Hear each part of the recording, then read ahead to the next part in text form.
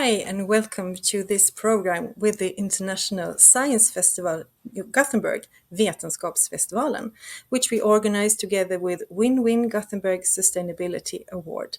My name is Madeleine Consilia, and I'm in charge of the school program during Vetenskapsfestivalen. We are delighted to have Win-Win Youth Award recipient Abbie Richards here today at our office in Gothenburg to give you teachers insights and advices on how you can work with students to counter misinformation online. After Abbie's talk, she will answer questions, so feel free to write them here in the chat during the program. You can write them in Swedish or in English, and we will cover as many as possible during the last part of this broadcast. Before we move on to today's program, I just want to mention that Vetenskapsfestivalen offers teacher programs throughout the academic year. These programs are free to attend and are advertised on our website and in the newsletters for teachers. Next festival takes place in April, and as usual, there will be lots of wonderful activities to participate in, both in the school program together with your students and as a private person within our public program. Together with hundreds of committed participants, we raise the importance of knowledge and open doors to the fascinating world of science. So now I will first hand over to Sara Larsson, who is the Executive Director of Win-Win. So nice to have you here, Sara. Tell us a bit about Win-Win. Thank you so much. We are so happy to be here. So like Madde said, my name is Sara Larsson, and I have the great privilege of working as the Executive Director for the Win-Win Gothenburg Sustainability Award. And our mission is to reward and encourage outstanding solutions to the most urgent matters we have in the world today when it comes to sustainability. We were founded here in Gothenburg about 25 years ago, and we do different kinds of conferences and events and campaigns that relates to our annual theme. And for this year, our theme is fighting disinformation, which is at the core of the global agenda and is something that we all have to work with all the time if we are going to create a more sustainable society and a more resilient society. We are a non-profit organization with different kinds of members from academia, public society, private society, civil society, and we work together with all our members for a more sustainable futures. And here with us today, we have this year's Youth Award recipient, Abbie Richards, who really emphasized the power of youthful determination in the fight against disinformation. And her journey symbolizes the potential of young minds leading the way to a more sustainable world. And I know that you will do some more introduction to Abbie and her work, Madde. So I'm handing it over to you. Thank you, Sara. A very important initiative this, and a great award in this time and age.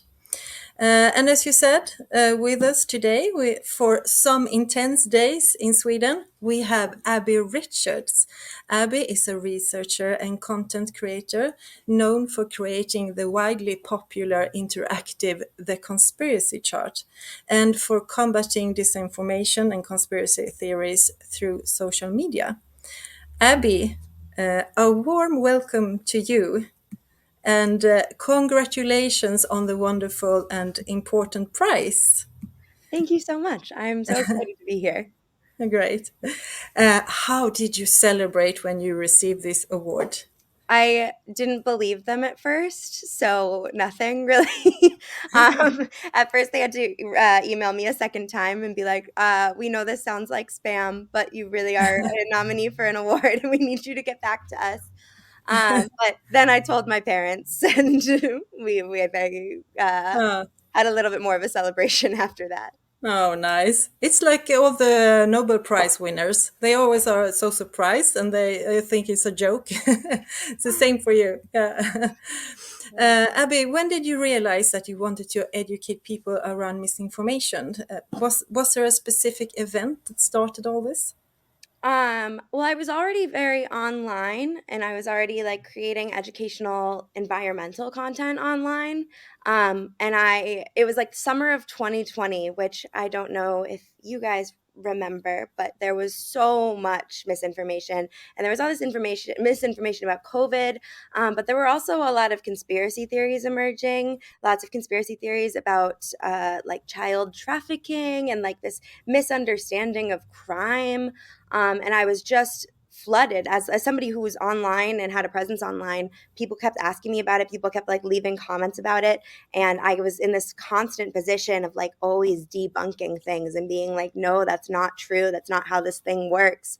And I think that the frustration of it is like, and just feeling like I needed to wrap my own head around it was kind of my catalyst for getting involved in the work in the first place.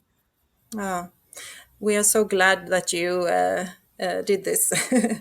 um, and can you give us your best tips for making complex subjects more lighthearted, so to speak, and to attract young people's attention? Yeah. So people often ask me like how I make my contents like lighthearted. And I think it's an interesting question because I don't necessarily consider my content lighthearted.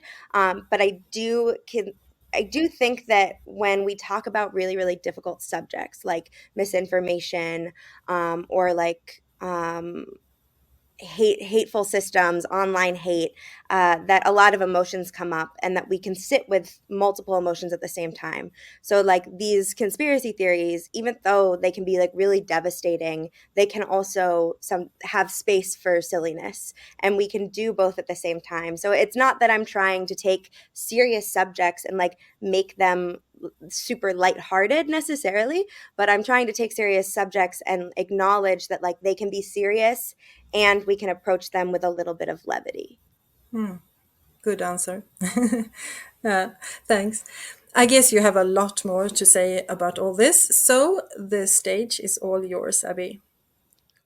Amazing. Hello, everyone. Thank you so much for joining. I'm really excited to get to talk to everyone here.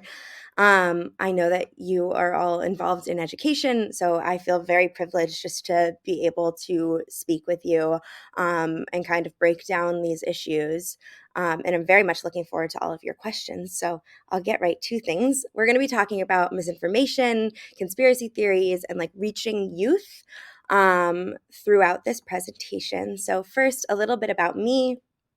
I am Abbie Richards. I am a misinformation researcher and a content creator. So basically, I research how misinformation and extremism spread online, primarily in short form videos. So that's usually like TikTok or Instagram. And then I also create content that aims to help people understand these issues. You can see here's a picture of just some of my content. And then I'm also a co-founder of EcoTalk, and we are a collective of environmental influencers who create educational climate content. And we have a diverse range of expertise and backgrounds, which I think is really important when we're talking about anything relating to climate. We need a lot of voices involved. So getting started, I want to nail down some definitions. And this is one of the questions I'm always asked is like the difference between misinformation and disinformation, because they get thrown around a lot. So misinformation is essentially just information that is false. It is inaccurate information. It's a big umbrella term. Disinformation falls under the misinformation umbrella, but the difference is intent. So disinformation is false information that is spread knowingly and deliberately to cause harm. So misinformation is just like untruths more broadly, and disinformation is lies that people spread that they know are lies. So what is a conspiracy theory? The technical definition of a conspiracy theory is a theory that explains an event or set of circumstances as the result of some sort of secret plot by often like these powerful actors. And that's very different from a conspiracy. So conspiracy is a real crime. Conspiracy theories are people speculating about malicious behavior. Conspiracy is when two or more people get together and decide to do crime. So if me and you were at home, decided to get together and like rob a bank, that would be conspiracy to rob the bank. And that's something people are charged with a lot. Conspiracy theories, they differ in scale. And I think this is always a really important thing to point out. So conspiracies have a limited number of people that are involved. We can usually identify, okay, like these 5 people were involved in this crime and this collaboration to commit a crime. And conspiracy theories are often this like vast network web that it's kind of amorphous. It's hard to pin down. It can be everybody, right? Like if we're talking about the moon landing is fake, that's a conspiracy theory. And for that to be true, I mean, thousands of people would have to be in on that, which is very different from something like, say, Watergate, which we know was like a select number of people. It's an American conspiracy, but it still holds up. It's a select number of people who were involved. So I wanted to include this slide because you guys are educators. And this was research that came out of the UK and found that the prime age for believing in conspiracy theories is 14 years old. And I think this actually makes a lot of sense if we think about it. It's right at the age where you're starting to kind of desire to understand the world, but you don't really know enough about the systems that are in place to fully understand it. So you're trying to make sense of this giant world, and you're starting to understand that there are all these powers at play, that, you know, you're going far outside your family network as far as understanding the world. And that can oftentimes, I think, it's it's like it's a prime age in the sense that a 14-year-old, I'm thinking of myself right now where I like very much fell victim to conspiracy thinking when I was 14. You're trying to understand the world. It's very confusing, but the simple explanation, like the simple narratives that a conspiracy theory offers are really appealing because they offer these very simple answers for very complex questions, which even as adults can be very appealing. But when you're 14, they're very, very, very nice. And they're also popular online right at that age as well. So are conspiracy theories new? Absolutely not. I cannot stress enough that conspiracy theories are part of the human brain. They are part of the way that we make sense of the world. They have probably been around as long as society has been around, as long as there have been like groups that we could point to and blame for our problems. We've probably had conspiracy theories. A very famous one here is in this image, and it's Nero fiddling as Rome burned.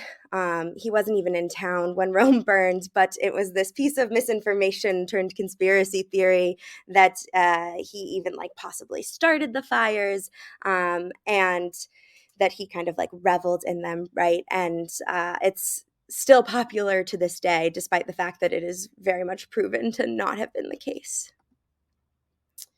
And the reason why this happens, right? The reason why conspiracy theories exist is that our brains are sense-making machines.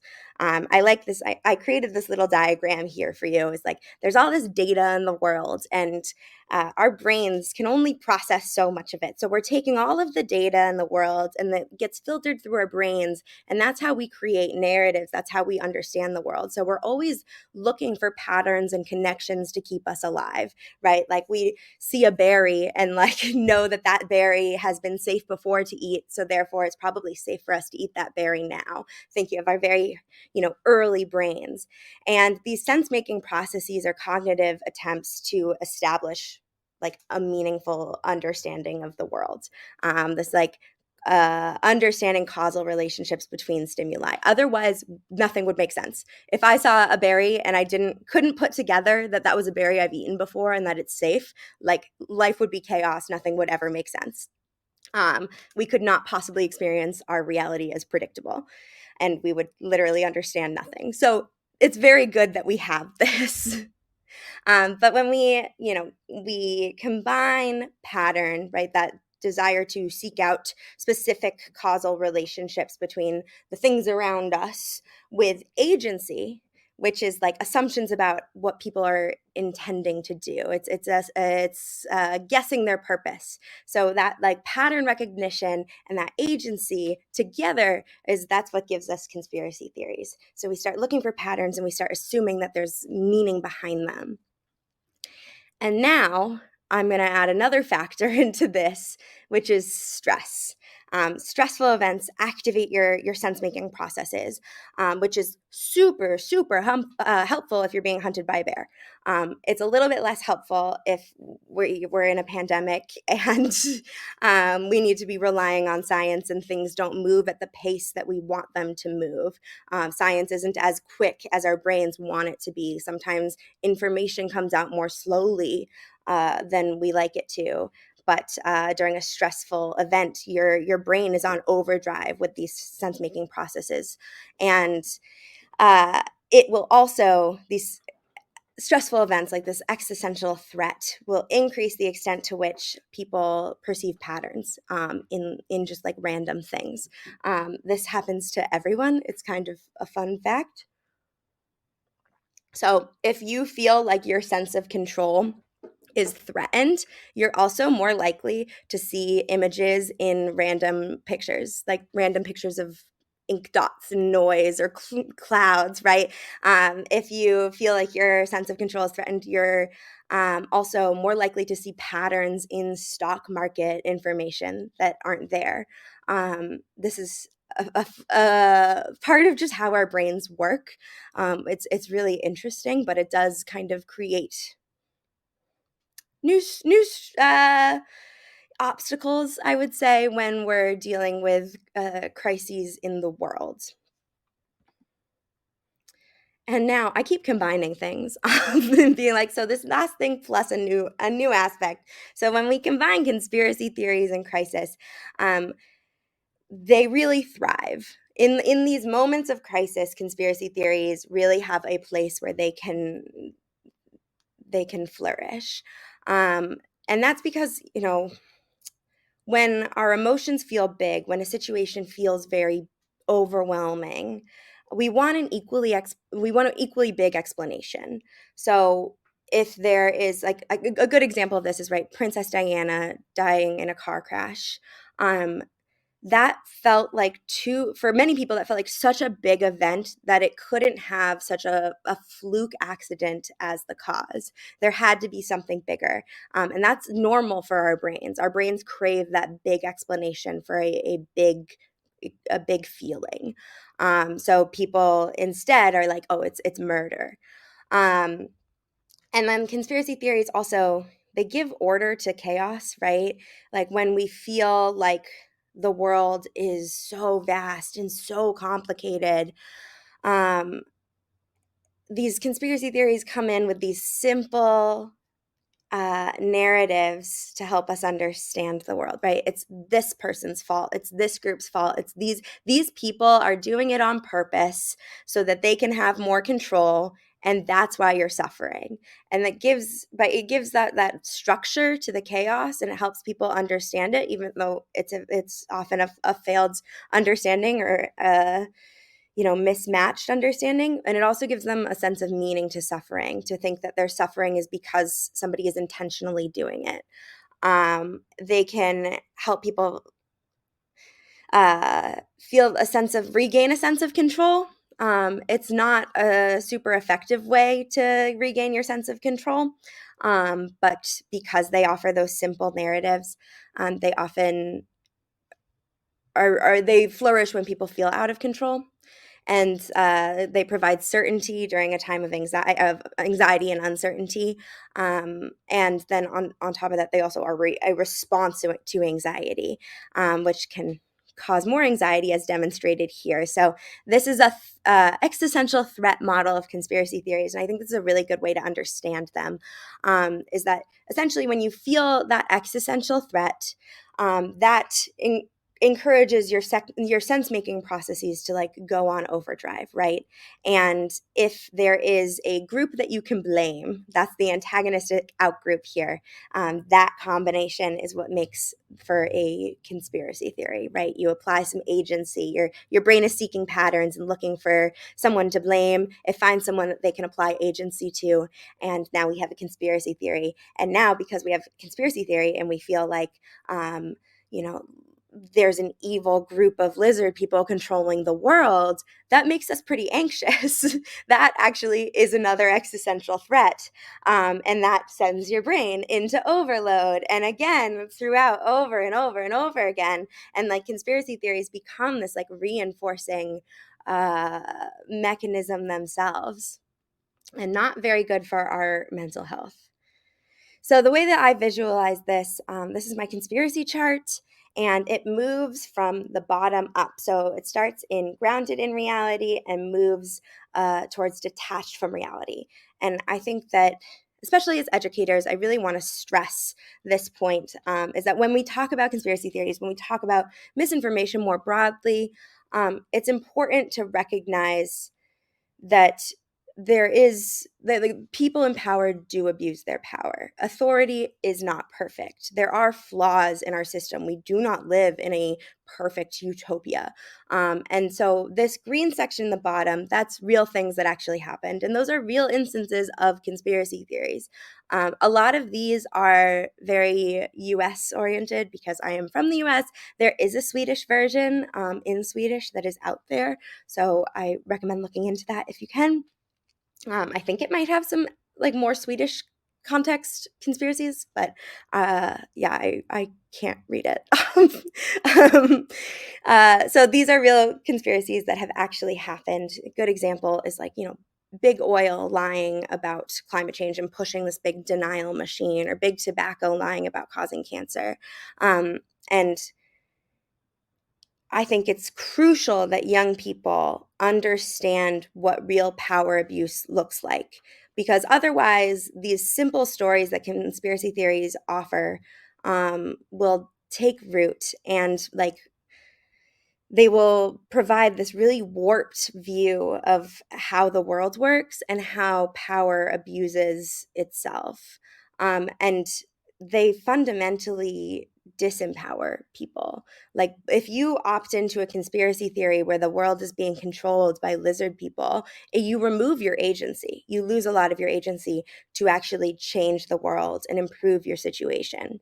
Because you can't like vote the lizard people out of office. You can't, remove a cabal that you can't even prove exists. So I do think it's important to really sit with actual instances of power abuse. So then as we move up, we pass the speculation line. This is the we have questions category. I still encourage people to, embrace this category. This can be a fun category. This is like, what are we curious about? What do we still not know? Because there's lots of things that we don't know. Like there's so many things about the universe that we don't know. There's so many things about history that we don't know. So it's very valid to have questions. And then moving up, we leave reality. And this is the unequivocally false, but mostly harmless section. This is what I would categorize as like fun conspiracies.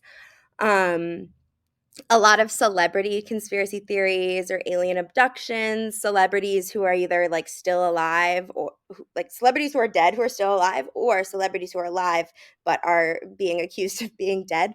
Also like Greta Thunberg is a time traveler conspiracies. And so then continuing up the chart, we get to reality denial. These are conspiracies that, reject the scientific, historical, political consensus that we as a society have formed. And that consensus is really important to running a functional society. So things like, climate change is false, or, conspiracy theories about fake time that's gone missing from our timeline, chemtrails, Ancient giant trees is a big one. They get really creative with these on TikTok. Pandemic being planned, or microchips in vaccines. And so, a lot of science denial in this category.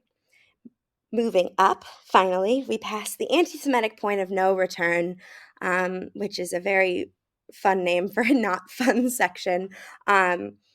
These are conspiracy theories that are based around the idea that there is some all-powerful group, like with near supernatural capability to control the entire world. And that is a fundamentally anti-Semitic it's based in like a very anti-Semitic blueprint of conspiracies, which we'll get into in a second. But these are conspiracy theories that frequently target marginalized groups. So things like QAnon or the Great Replacement, arguing that there is this secret group and they are trying to control the world. And oftentimes that group is some sort of marginalized. They have some sort of marginalized identity. So why are so many conspiracy theories anti-Semitic? This is a crucial point to understand getting into conspiracies. And I've included some anti-Semitic, like old, 20th century anti-Semitic propaganda, because we're going to take a little time travel trip back to 1903 when this piece of literature, it's a piece of Russian disinformation, is published in 1903. It's called The Protocols of the Elders of Zion, and it's purporting to be the notes of a meeting of Jews who are trying to control the world. They're plotting to this world domination, and it's fake. It's also mostly plagiarized from a piece of French fiction, but it's fake. It's published as truth. It is widely disseminated in the U.S. It's disseminated by Henry Ford. He spread a bunch of copies. It ends up being used to justify the Holocaust. It's taught in classrooms in Nazi Germany. It's this iconography of Jews as a snake, or as here we have a spider. There's also an octopus, suffocating the entire globe, is all over the place. And a lot of this is really where we get the modern conspiracy from. I think it's important to kind of contextualize this. Like in 1903, we're starting to have a more global society. We're starting to think about a group that could possibly even control the world in this new emerging global world. And conspiracy theories have been around forever. Oftentimes they already have been anti-Semitic, but this is when we first get this one group controlling the entire world. And it becomes the blueprint upon which all conspiracies are based. This is really the structure upon which the modern conspiracy is based. So what can we do? I know that was a lot of a lot of information, especially about conspiracy theories, but I think that's so important for people to know about, because especially as educators, I know that young people are very drawn to conspiracies. So I really want to make sure that you guys feel empowered and you understand what they are, how they work, why they happen, and why young people are particularly drawn to them. And one approach that I think people hear a lot about is literacy. And there's many different types of literacy. I mean, there's regular literacy, which is the ability to read. But then there's a lot of branches of different types of literacy. And I want to unpack them and talk about, what sorts of frameworks we should be applying when we talk about teaching young people about misinformation, or teaching them about the world in a way that makes them more resilient to misinformation. So first is media literacy.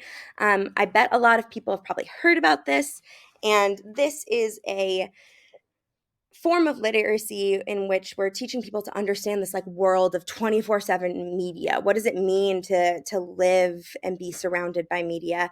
How do we understand how the images, messages, information that we see every day on the TV, in the newspaper, in advertisements, how that shapes us, how that shapes both us individually and also us as a society. And it's important that people know how to like decode those messages and assess like the influence that they have over themselves and their country and like us collectively. Now, there's also digital literacy. This is kind of like a subset of media literacy, and it's really it's pretty self-explanatory, where it's understanding how to navigate like digital spaces, and it's the ability to find and evaluate, communicate information like via these digital platforms. So it's knowing how to use the tools, knowing what these tools mean, and this is really important. It's also something where we're going, because of the speed at which technology evolves, we will be constantly needing to evolve the curriculum, and the curricula will always be a little bit outdated. And we'll also be asking teachers oftentimes to teach about digital skills that they don't even know. It takes a lot of keeping up. So moving on to ecological literacy. This one is, I'm biased, which is why I like ecological literacy. I think a good way to think about the information environment that we live in is to think about it as being polluted, kind of like our physical environment. Our digital environment is polluted. Our physical environment has, pollution in the air, too much carbon, it's out of balance. And similarly, our information environment has too much misinformation. We give too much weight to certain things and not enough to others. We are out of balance. And so we want to take a systems approach to understanding this polluted information ecosystem, in the same way that, like, when we talk about the environment, the earth, climate change, we aren't just saying, okay, we need to clean up like one river, or like we need to tackle it in this one place. We're talking about how to create, global climate action or nationwide climate action. How do we clean up an ecosystem, like an entire sphere of the environment? Because misinformation is not singular false claims. There's often this idea that like misinformation are just these one-off lies that people encounter, and really misinformation is it's a product of a system kind of functioning as it was built. We live in an information system that is not, it doesn't prioritize our well-being. It doesn't prioritize, especially like these kids, like using social media. Those social media platforms are not built to create well-informed, healthy citizens. They're built for profit. So misinformation is very much a product of that. And we also can't understand any group or individual without like placing them in their full ecological context. So you can't understand a singular piece of misinformation without understanding the political world that surrounds it. And that's why I prefer ecological literacy, is I think it lasts a bit longer. You don't need to be constantly updating it. I mean, other forms of literacy are also great. I very much support all of them. But I do really like this systems approach to understanding the world and thinking about how information relates to the entire ecosystem that we live in. And I encourage you to think about this, and think, I encourage kids to also, when they encounter a piece of false information, think about it within the much broader context, within this, like, what systems are at play. So one way to combat misinformation is pre-bunking. And this is essentially getting people this works for all humans, this is not just for youth, is to expose them to a piece of misinformation in a safe context in a way that helps them to build up some immunity to it. So this is sometimes called inoculation, and it's in the same way that a vaccine inoculates against a virus. It exposes, right? So if you take a vaccine, you have a small piece of the vaccine in some way, shape, or form delivered into your body so that your body encounters it, and the next time that it is exposed to that piece of virus, or a full version of the virus, your body knows how to react. It has its guard up, right? So pre-bunking inoculates against these manipulation tactics by exposing people to a tiny little piece of misinformation and revealing how it is manipulative.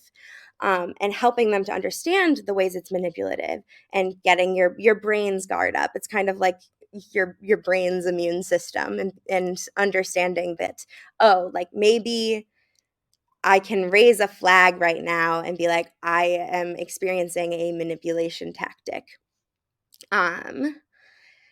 There are, okay, so when it comes to pre-bunking, there are a few different ways you can pre-bunk. You can pre-bunk with a specific fact. So if you're trying to inoculate against like a specific fact, you could do that. I have, in like the literature that I have seen, and what I think a lot of the misinformation community stands by the most is logical pre-bunking. And that's teaching people how to recognize manipulative tactics. So rather than a specific fact, which oftentimes I know as teachers is not encouraged, it's not encouraged that you get into it. It can be sometimes too political or whatever. Like it's more important that you teach them, like, what does it feel like if somebody is fear mongering you?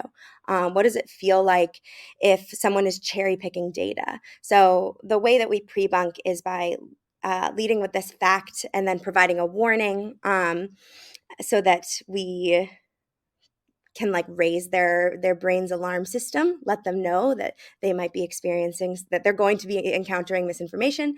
And then you give them a little microdose of the misinformation itself, just as little as possible. And then you kind of reveal the hidden agenda or highlight the misleading tactics. So you explain to them what type of fallacy is being used, how are they being manipulated, and then you wrap it up with a fact at the end.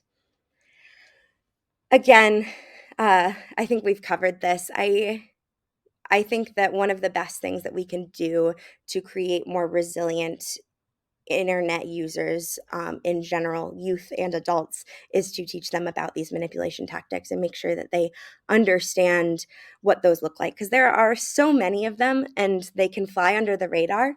And this allows for that education to be a little bit more evergreen, rather than saying like XYZ fact is false.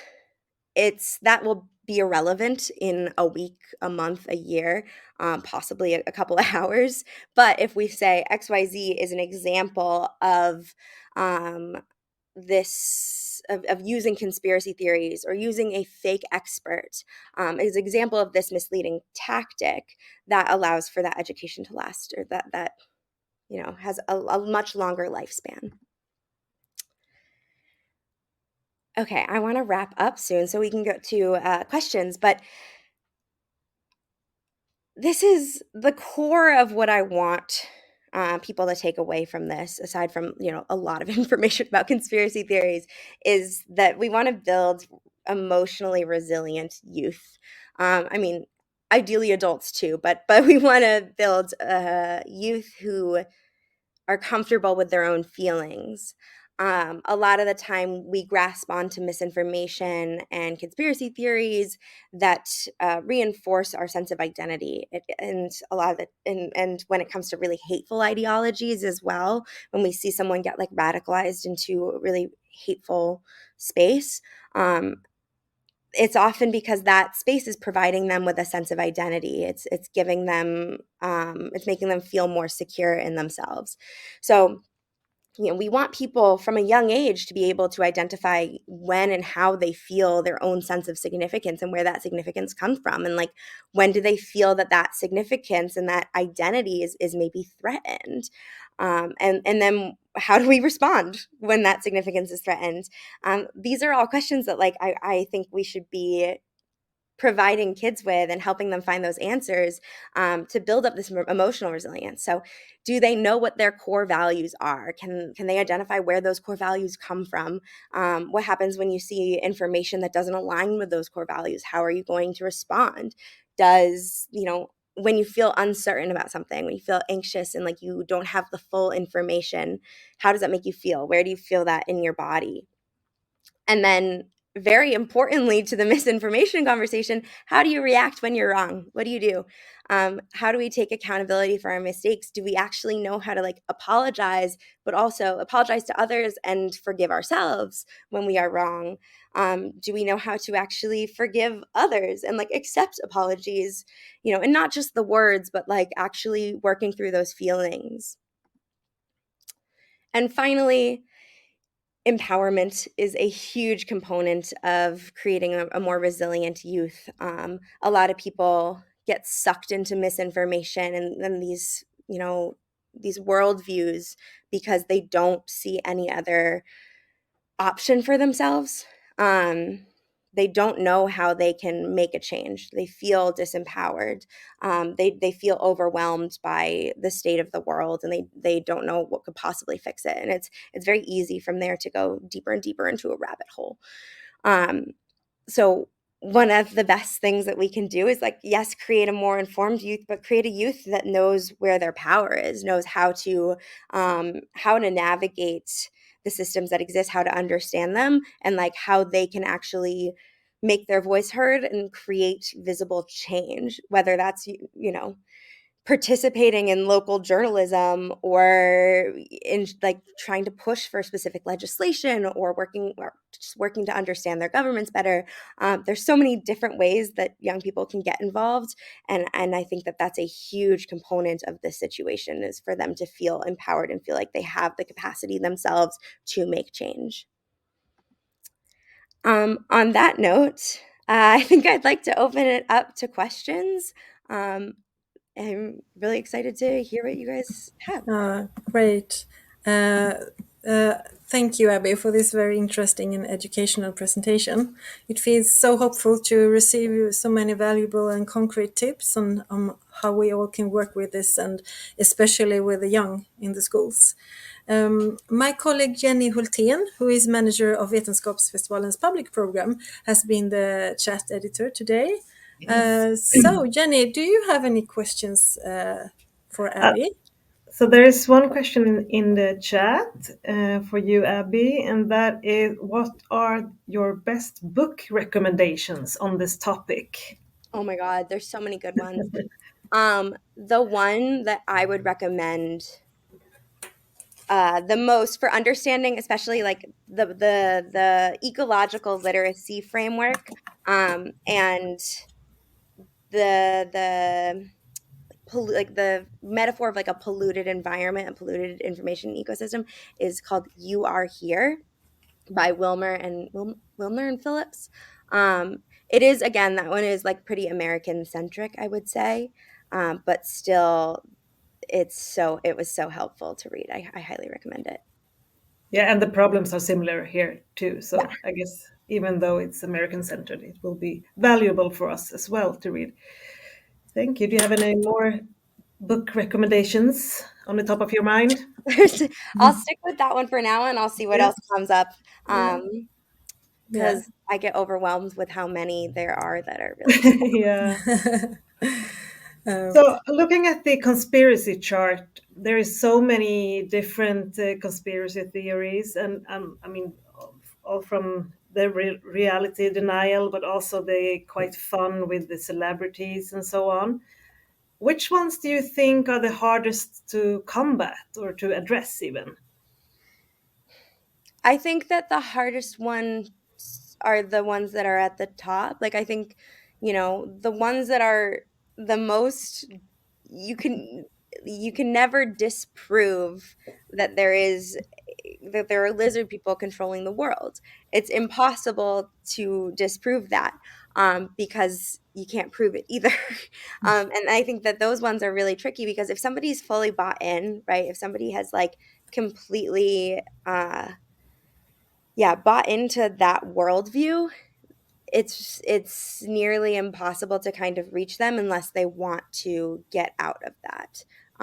Whereas the other ones are a little bit more you can walk yourself back from. I can explain to you the story behind Greta Thunberg not actually being a time traveler. That's slightly easier to approach. Yeah. Yeah. Where do you even start? Yeah. Yeah. So, what role do you think the teachers can play in all this? I mean, teachers, so much, right? Like they're the ones who are building the minds of our youth. And I think that they have a huge role, especially when it comes to the emotional literacy, teaching kids how to be how to sit with their emotions in an informational context, right? Like, what do you do when you are wrong? How do you navigate that? How do we feel about that? Or like, how does a certain piece of information make you feel? Because a lot of the time we are just consuming information. Adults, youth, like we're on our phones, we are just consuming, and we don't stop and think about how something makes us feel. And recognizing how something makes us feel is one of the first steps in identifying how, like, if something is misinformation, because a lot of the times misinformation, it creates really big emotions, oftentimes very negative ones. So teaching kids about the relationship between information, and their worldview and their feelings is a huge role that teachers can play. But teachers also play a role they play a role in media literacy, obviously, in digital literacy, obviously, in historical literacy. So helping kids to understand, what history has maybe been overlooked. How has power abuse looked in the past, so that they can understand what it looks like now without resorting to these conspiracy theories that fundamentally like remove their agency and are not helpful. What about using conspiracy theories in the classroom, and maybe being afraid of, in the meantime, to also spread the conspiracy theories, if you know what I mean? Like Yeah, if you talk about them, perhaps they will, start believing in them. yeah, that is a risk, which is why when I encourage like pre-bunking, I do encourage giving that warning, right? And then you want to like give as much of a microdose as possible. The idea is not to give them a bunch of conspiracy theories for them to dive into. It would be much more useful to like spend a tiny bit of time on like one conspiracy, and then a lot of time on like the ways in which it is manipulative, or like you take like All right. one piece of misinformation. But So this was the vaccine, so that you spoke about earlier, yeah, like, sort of vaccine. yeah, I would not recommend No. deep diving into a ton of conspiracy theories and giving them airtime. I So think, start small, I guess. yeah, start small for sure. Or start with fiction. You don't have to use real ones. Yeah, or Yeah. use historical examples. That's good. So, do you have any like good social media channels to suggest to teens, other than yours, of course? um, Good social media channels. I mean, there's so many. I don't know the Swedish ones all that much, but No. um, uh, I mean, I would encourage the teens, youth, to really find the social media channel that like speaks to them. And I say that in the sense of like, I don't want to sit here and be like, this one channel is the best way to understand the world. I think that, letting them take the lead, letting the kids take the lead on their own interests, whether it's history and deep diving into history, or like my cousin's 11, she's obsessed with snakes and she spends all of her time watching snake videos. And I think that there's a way that you can take like that obsession with snakes and turn that into a way to think critically about the media that she's consuming. There's a lot of the channels that I would follow are a little bit more for an older audience, so I don't have like specific kid-friendly ones.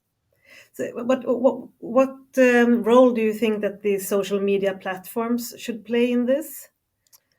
Um, Do you think that the TikTok should, I don't know, ban some accounts and so on? Is that a good uh, way to go? I think that so TikTok is stricter than other platforms, but it's very difficult for them because they're fighting kind of their own systems in a lot of ways. These conspiracy theories and just misinformation in general is really, really easy to produce. It's very, very cheap and easy to produce very quickly and lots of it. Whereas high quality, accurate information takes a lot more time and energy and brain power to produce. And so, and on top of that, that cheap, easy misinformation that appeals to our emotions, it performs really well with these social media platforms. Their algorithms that are accounting for things like watch time and engagement.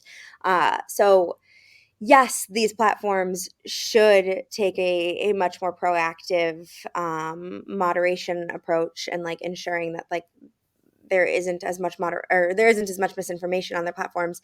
But I also want to see the platforms change. I want to see new spaces emerge that aren't prioritizing profit to the extent that these social media platforms do. I'd like to see spaces that like prioritize well-being. Yeah, I want prioritize like human health democratic. and Yeah. societal health.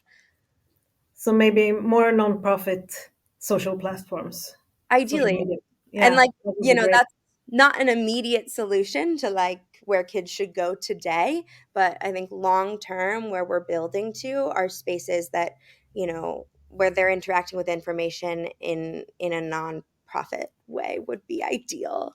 Mm, yeah, thank you. So, what are the most common reactions that you get when you say to people what you work with? What do they? How do they react? Oh man, they either think that I am like some evil satanic like plant, or they tell me I'm doing God's work, and there's really no in between. It's either way. Yeah, they're either like you're a hero or like you are the enemy. And I'm like, I'm really somewhere in between. I don't know. Yeah, I see.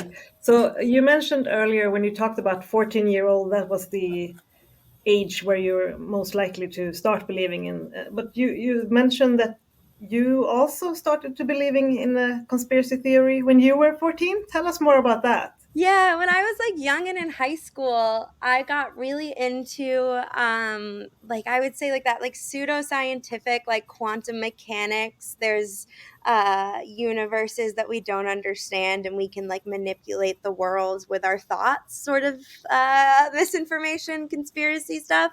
Um I think that really spoke to me because I still loved science, but it simplifies science in such a way that like made me feel like I was understanding these really complex things, even though like these weren't true at all. Like this isn't these are not scientifically proven theories. Um, but they do a really good job of like making you feel smart and making you feel like you understand what's going on, and like catering to your desire to understand the world and providing that understanding in a very packageable and consumable format. So yeah, when I was 14, and I think that makes sense. Again, like I said, like when Hmm. you're 14, you want to feel like you understand the world, but you're also still 14 and you still have a 14-year-old brain. And Yeah. I guess it was a valuable experience in some way as well. Yeah, and I think like my understanding is like a lot of people have their thing. Everybody Yeah. has like a thing that they got into that they like look back at and they're like, oh man, that was not real. But I think everybody has one. Some people have multiple. I mean, I am jealous of anyone who doesn't have any and has been completely logical their whole life. Yeah. But, Yeah. but Abbie, do you notice a difference between genders in terms of which theories they join? Oh, that's such an interesting question. So for kids, I don't know. For kids, I'm not sure. For adults, absolutely. Um, and this has been documented too, and there's been some really good research into this. Another researcher that I work with, Mark Andre Argentino, he has the term like pastel QAnon, and this was like the women who got involved in QAnon. And I think women are often, you know, they gravitate towards conspiracy theories about children a lot of the times. Like if like, like something is the matter with the children are in danger, the children need to be protected. That's something that women often gravitate towards, especially, mothers. And that makes a lot of sense because they fear for the safety of their kids. Like that makes a lot of sense. Those sex trafficking conspiracy theories, child trafficking conspiracy theories, and then definitely like alternative health conspiracy theories. I think I see health misinformation pretty equally spread amongst the genders. And then for men, I would say like that's, more specific political misinformation. They might get more into like war conspiracy theories. I've seen that happen. Like it was interesting with QAnon in particular is that like it started as super male dominated on messaging on a message board, and it was like a very male dominated space, and it was all about like these secret codes in politics. And then once it like moved on to a different platform, it moved into like Instagram spaces where women actually took the lead and turned it into like these pretty infographics and like made it more visually appealing, and it became less of the like minutia of politics, and it became a lot more of like save the children. So the pastel side of it. Yeah, the pretty side of it, the like making it visually appealing, making it look good. That's even harder to encounter, I think. I mean, it can be in a good looking package. Yeah. Yeah, like a pretty yeah, when it's in a pretty package, I think Yeah. sometimes it's easy to assume that because something looks good, it's probably like accurate. And no, it's just like everybody has access to Canva. It's easy to make those. Yeah. It's not easy for the kids and the teachers to work with this, but I guess all of the audience have got some new tools and insights, and this was very, very helpful, Abbie. Thanks so much for being here with us and sharing this. And good luck with your further work, we have to say, of course. And now, Oh, thanks. yeah, thank you. Thank you, and thank you for having me. I'm really excited. Yeah, it was Thank great. you. So now we are about to wrap up, but Abbie has promised to stay for a few minutes after this broadcast if there is any more questions in the chat. But thank you very much for joining us, and don't forget to keep yourself updated for further teacher programs and festival activities. Take care. Bye.